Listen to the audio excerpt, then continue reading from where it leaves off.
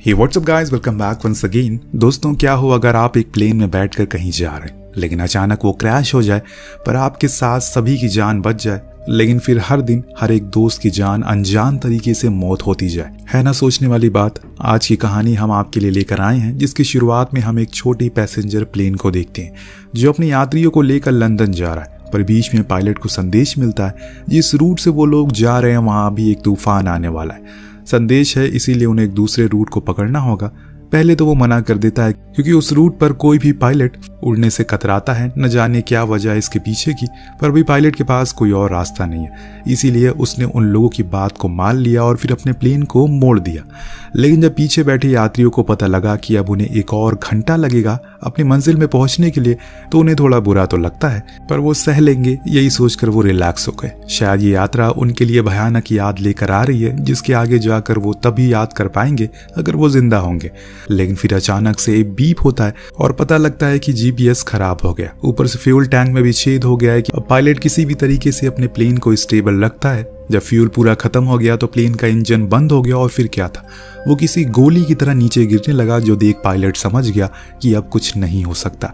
उसने अपना फोन निकाला और खुद के परिवार के लिए एक वीडियो रिकॉर्ड की, जिसमें उसने अपनी बीवी बच्चों का शुक्रिया कहा कि उन लोगों ने उसका हमेशा साथ दिया। और हाँ, वो लड़ते हुए मरा है, यानी कि उसने कोशिश की थी लेकिन अपने प्लेन और लोगों को वो बचा नहीं पाया। इसके कुछ ही समय बाद प्लेन पूरी तरह से अमेज़न के जंगलों में क्षतिग्रस्त हो गया, लेकिन पीछे बैठी एक एयर होस्टेस के अलावा सभी लोग जिंदा बच गए। लेकिन वो एयर होस्टेस जिसने बेल्ट नहीं लगाई थी, उसके शरीर की कई सारी हड्डियां टूट जाती हैं, जिस चीज का सबूत पैसेंजर में से एक डॉक्टर ने दिया कि ये ज्यादा देर जिंदा नहीं रह पाएगी। लेकिन उन 9 लोगों के अंदर डर का माहौल पैदा हो गया है। भले ही वो मरे नहीं, लेकिन हाँ, जिस जगह पर वो क्रैश हुए हैं वो जगह दुनिया का सबसे बड़ा घना जंगल है। ऐसे में खुद को यहाँ पर जिंदा रख पाना कितना मुश्किल है वो इन्हें आगे पता लगेगा। अगर ये 9 लोग समझदार हुए तो रेडियो और बाकी किसी चीज से मदद मांगने में सफल हो जाएंगे, वरना इसके अलावा तो अंजाम बहुत बुरा होगा। अब 2 पायलट को चेक करने के लिए कॉकपिट में ये जाते हैं, लेकिन उनकी तो छाती में लकड़ी घुस चुकी है। पर डॉक्टर ने बताया कि उसकी सांसें अभी चल रही है। इतने में बाहर से धुआं उठने लगा और एक बंदा फौरन बाहर गया। देखा, सभी को लगा कि शायद वो आग बुझा रहा होगा, लेकिन असल में वो तो अपना सामान लेने गया था। खुद की जान से ज्यादा उसका सामान कीमती था। कौन है ये लोग, कहाँ से आते हैं? उसकी इसी बेवकूफ़ी को देखते हुए एक लड़की ने फौरन आग पर काबू पाया, लेकिन सभी के अंदर एक संदेश पैदा हो गया। आखिर उस बैग में ऐसा क्या था जिसके लिए उसने अपनी जान को छोड़ पहले उसे बचाया? खैर, अभी तो इन्हें किसी भी तरह करके मदद बुलाना होगा, लेकिन किसी के भी फोन में नेटवर्क नहीं आ रहा। ऊपर से इन्हें अभी रेडियो का भी कुछ अता पता नहीं है। तो वहीं डॉक्टर और एक यात्री ने किसी भी तरह करके पायलट को सुरक्षित बाहर ला दिया। उसकी छाती में लकड़ी घुसी थी, जिसके कारण अब उसके पास समय बहुत कम है। उसे फौरन होश में लाना होगा ताकि वो इनकी मदद कर पाए या फिर कुछ इंफॉर्मेशन दे पाए जो इनके लिए कारगर हो जाए। इस बीच एक बूढ़ा कपल जो कि सभी को आश्वासन देता है कि जल्दी ही उनकी मदद के लिए कोई जरूर आएगा। इधर सभी यात्री परेशान हैं, घबराए हैं। तभी अचानक एक न्यूली मैरिड कपल को जंगल की गहराई में ऊंची झाड़ियां हिलती हुई नजर आती है, जो चीज उन्हें डराने में कोई कसर नहीं छोड़ती, क्योंकि इनमें से किसी को भी अभी कुछ आइडिया नहीं है कि वो कहाँ पर है। अब पहले तो इन्हें यूनिटी दिखानी होगी, एकता दिखानी होगी। ऐसी जगहों पर सबसे ज्यादा उपयोग में वही आता है। दूसरी चीज, हमें सबके बारे में पता रहना चाहिए, यानी कि कौन क्या करता है, उसका क्या नाम है, जो चीज हम एक दूसरे के साथ घुलने मिलने में मदद करेगी। तो इसकी शुरुआत ब्लैक गाई जैक से होती है, जो कि एक लाइफ इंश्योरेंस एजेंट है, जिसका अनुमान है कि ये दुर्घटना आपसी रंजिश के कारण हुई है। लेकिन स्पेक्स यानी कि डॉक्टर, वो साफ इनकार करता है, क्योंकि ये प्लेन अमेरिका से उड़ रहा था जहां पर ऐसी चीजें नहीं होती है। और फिलहाल हमें पायलट को होश में लाना चाहिए, क्योंकि एयर होस्टेस तो अब ज्यादा देर जिंदा नहीं रह पाएगी। वहां पास में बैठी सोफिया, जिसने बताया कि वो आए दिन ट्रैवल करती रहती है, उसका ये अंदाजा है कि ये जगह अमेज़न का जंगल हो सकता है। उसे समझदारी से काम लेना होगा। इसी दौरान उस बैग वाले आदमी ने बताया कि वो एक बॉक्सर है, वो लंदन जा रहा है अपनी लीग में हिस्सा लेने के लिए। इतने में ओल्ड लेडी आखिर में उसे पूछ लिया कि आखिर इस बैग में है क्या। तो उसने बताया कि इसमें मेरे ग्लव्स हैं, जो कि मेरे लिए अनमोल है। अब सभी थोड़ा मोड़ा एक दूसरे को जान गए थे, तो अब पहले तो उन्हें खुद के खाने और पीने के लिए इंतजाम करना होगा, क्योंकि मदद कब आएगी किसी को कुछ पता नहीं है। जैक ने कहा कि हमें सामानों को ढूंढना होगा और जो कुछ भी मतलब की चीज मिले उसे जल्दी से अपने पास रख लो। सभी काम में लग गए। इस बीच सोफिया ने बताया कि एयर होस्टेस ने अपना दम तोड़ दिया है, तो बेहतर होगा कि हम उसे साइड में रख दें, वरना ऐसे में लाश की बदबू और कीड़े या फिर कोई और चीज भी आकर्षित उससे हो सकती है। लोगों को उसकी बात ठीक लगती है, इसीलिए उन्होंने ऐसा किया। और इस बीच उस ओल्ड लेडी ने भी खाने को अलग अलग हिस्सों में रखा, सभी 9 लोगों में बांट दिया। इतने में सोफिया ने बताया कि उसे सबसे ऊंची जगह दिख रही है, अगर हम लोग वहां पर जाएं तो हो सकता है कि नेटवर्क आ सके। जो सुन बॉक्सर अपना सुझाव देता है कि हाँ, ऐसे में हम जंगल में अपने खाने को भी ढूंढ सकते हैं और पानी को भी, दोनों ही वहां पर ज्यादा मात्रा में उपलब्ध है। इस बीच लगातार पायलट खांसे जा रहा है और बार बार पैसेंजर स्पेक्ट्स की ओर देख रहा है, बल्कि वो तो पहले ही बता चुका है कि ऐसे हालातों में सर्जरी करना ठीक नहीं है। लेकिन अब जब सभी उसे इतनी उम्मीदों से देख रहे हैं तो वो इस रिस्क को लेने के लिए मान जाता है, जिसके लिए उन्होंने प्लेन में मौजूद शराब और फर्स्ट एड का इस्तेमाल किया।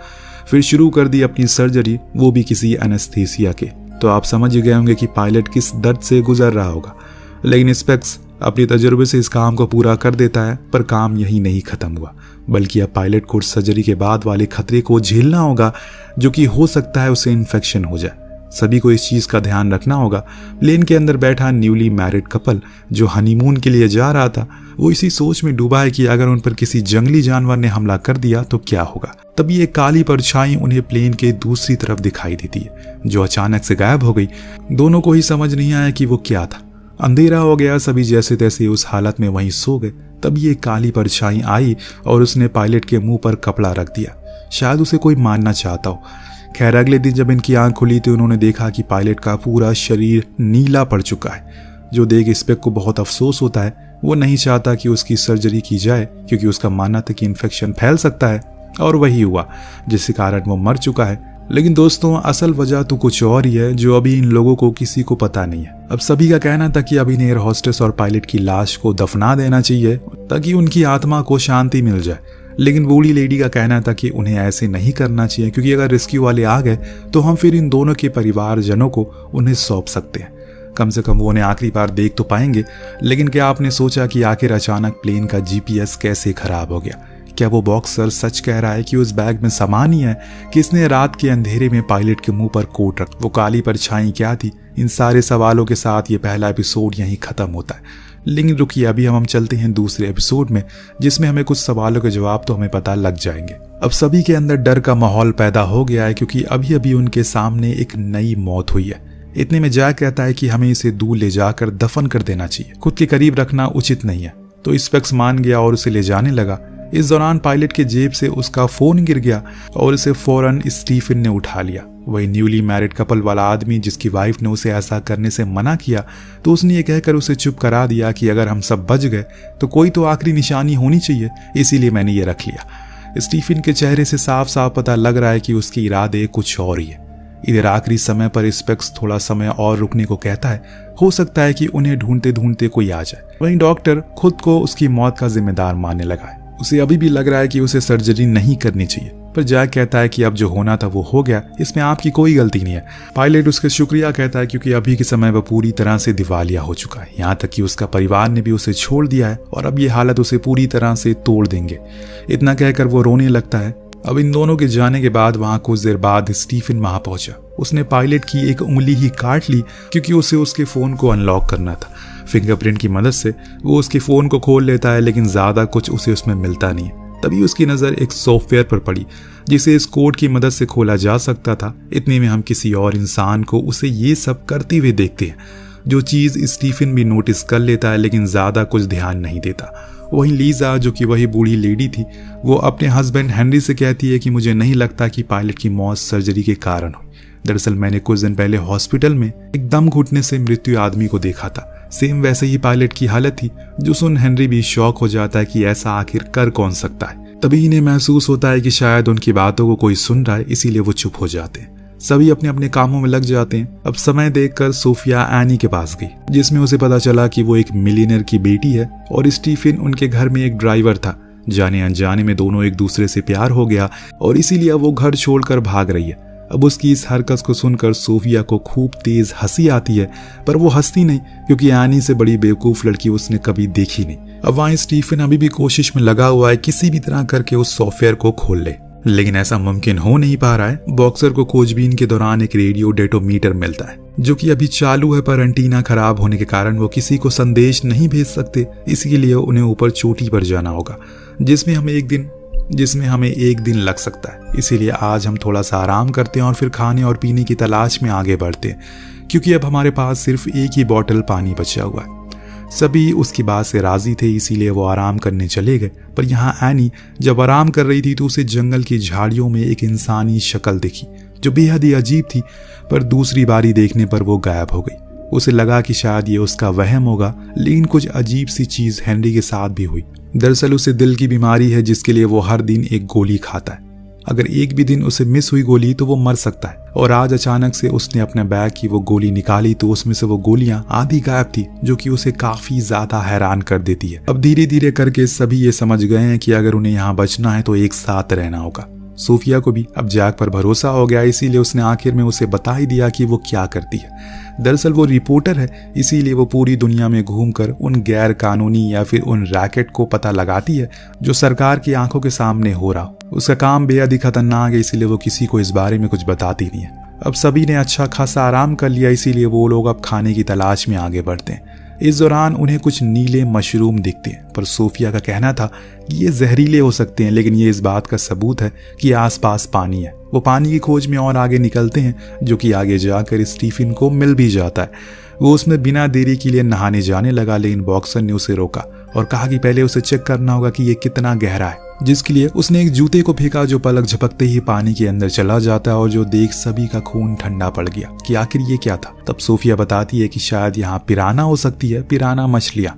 जो कि यहाँ पर अभी भी पाई जाती है। और इतने में ही इन्हें गोली की आवाज आई जो हेनरी ने चलाई थी, क्योंकि वो अपने साथ एक बंदूक लेकर आया था, जो एक प्लेन में कैसे आ गई ये हमें तो नहीं बताया गया। हाँ, इतना जरूर पता चला कि वो एक शिकारी है और उसका निशाना काफी अच्छा है। इसकी मदद से उसने बंदरों को मार गिराया और फिर सभी ने उसके मांस को खाया। वहीं सोफिया ने गंदे पानी को उबाल कर सभी को पीने को दिया। यह एनी को उस खाने को खाने में काफी दिक्कत हो रही थी, तो एनी ने उसका हिस्सा भी खा लिया। इधर जैक ने आखिरकार बॉक्सर से पूछ लिया कि उसके बैग में ऐसी कौन सी चीज है जिसके लिए वो इतनी परवाह करता है। उसने फाइनली उसे खोला और दिखाया कि ये एक मास्क है जो मेरे दिल के बहुत करीब है, क्योंकि इसने मुझे पहचान दिलाई, इसीलिए मेरे लिए बहुत अनमोल है। अब सभी सोने के लिए चले जाते हैं, पर इस बीच दोस्तों हम एक परछाई को देखते हैं जो एक फोन को ढूंढता है और फिर उसी फोन से किसी को कॉल करके बताना शुरू करता है। इधर हेनरी की तबीयत में गड़बड़ी होना शुरू हो जाती है। सभी भागते हुए आते हैं, लेकिन अब देर हो चुकी है, क्योंकि उसे स्ट्रोक के कारण उसकी मौत हो जाती है। जो देख उसकी पत्नी तो पूरी तरह से टूट गई, क्योंकि उसे यह लग रहा है कि उसके हस्बैंड की मौत स्ट्रोक के कारण नहीं बल्कि किसी की साजिश के कारण हुई है, क्योंकि उसे पता चल गया कि पायलट की हत्या की गई थी दम घोटकर, और इसीलिए उसी हत्यारे ने मेरे पति को साजिश के तहत मार डाला। सभी को ये बात थोड़ी अजीब लगती है कि ऐसा कैसे हो सकता है कि अचानक उसकी सारी गोलियां गायब हो गई, किसने किया होगा ये। और इतने में स्टीफन के हाथ एक वीडियो लगती है जो कि उसी पायलट के फोन में मिली थी। अब वो सभी को दिखा रहा होता है। हर किसी घबराए हुए इंसान की तरह वो भी अपने आखिरी समय गॉड से अपने परिवार को याद करता है, लेकिन आखिर में अपनी बीवी से कहता है कि मैंने अपना काम कर दिया, अब कोई बचेगा नहीं, मैं उन्हें इस जगह से जिंदा बाहर जाने नहीं दूंगा। जंगल के ऊपर प्लेन क्रैश हो रहा है, इतना कहते ही प्लेन क्रैश हो जाता है। इस वीडियो को देखने के बाद सभी को लीजा की बात पर यकीन हो गया कि जरूर यहाँ पर कुछ तो गड़बड़ है। शायद उनके पास ही इन 3 लोगों का कातिल छुपा हुआ है जो उनकी हर चीज को देख रहा है। लेकिन कौन है ये मास्टरमाइंड, क्या चाहता है, अब किसकी बारी है, ये हमें एपिसोड 3 में देखने को मिलेगा, जिसकी शुरुआत होती है एक डर के माहौल से, क्योंकि अभी तक सभी को लग रहा है कि वो सर्वाइवल मोड पर है, यानी कि उन्हें किसी भी तरह करके खुद को जीवित रखना है। लेकिन अब तो उन्हें ये सोच सोच कर डर लग रहा है कि आखिर कौन उन्हें मारना चाहता है। अब एनी लीजा के पास गई उसे थोड़ी सहानुभूति देने, लेकिन वो उसे उल्टा उसे सुनाने लग गई। उसे तो यकीन ही नहीं हो रहा है कि उसने एक गरीब आदमी से कैसे शादी कर ली, जरूर कुछ गड़बड़ है। दरअसल लीजा अब सभी को शक की नजरों से देख रही है। उसे हर किसी में अपने पति का कातिल नजर आ रहा है, जो सही भी है। जितने भी लोग यहाँ पर मौजूद हैं सभी की कहानी अजीब सी है। लीजा की ऐसी बातों को सुन एनी वहां से उठ जंगलों में चली गई ताकि थोड़ा सैर कर सके, लेकिन यहाँ उसे एक बारी फिर से कुछ अजीब सा दिखा। क्या था वो उसे समझ नहीं आया, लेकिन हाँ ये जो कुछ भी था बहुत ही भयानक था। इतने में पीछे से स्टीफन आ गया।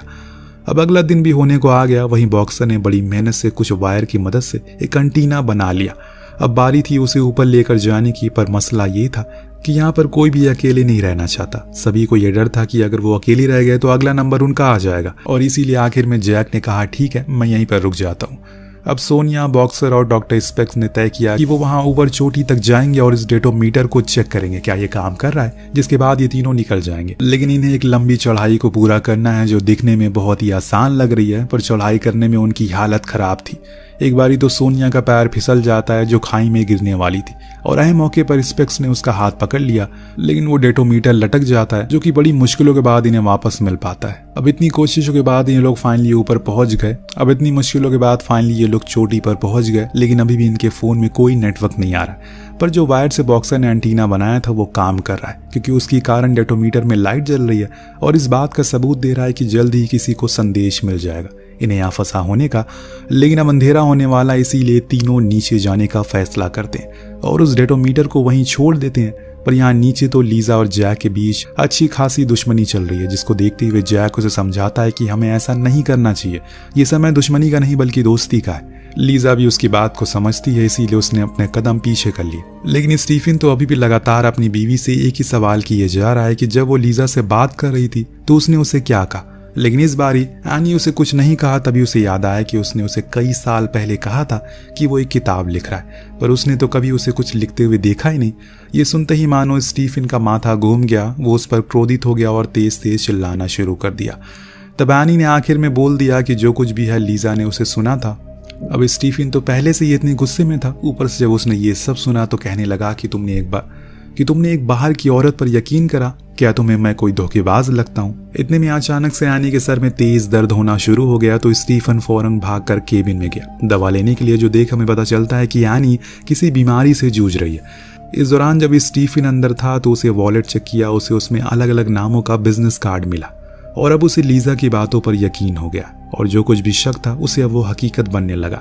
यहाँ तक कि अब तो उसे ये लगने लगा है कि वो अभी जिस आदमी के साथ है वो एक अजनबी है, और इस चीज़ को साबित करने में स्टीफन कोई कसर नहीं छोड़ता, बल्कि वो तो अब किसी गुंडे मवाली की तरह बर्ताव करने लगा है, जो देख एनी बेचारी साइड में जाकर बैठ गई। स्टीफन अंदर जाकर शराब पीने लगा। इतने में दोस्तों फिर से वही शख्स एनी को दिखा। उसने एक ब्लैक हुडी पहनी हुई है और दिखने में किसी सीरियल किलर जैसा लग रहा है, पर इस जंगल में भला वो कर क्या रहा है? क्या उसे पता है कि ये लोग यहीं पर क्रैश होने वाले हैं?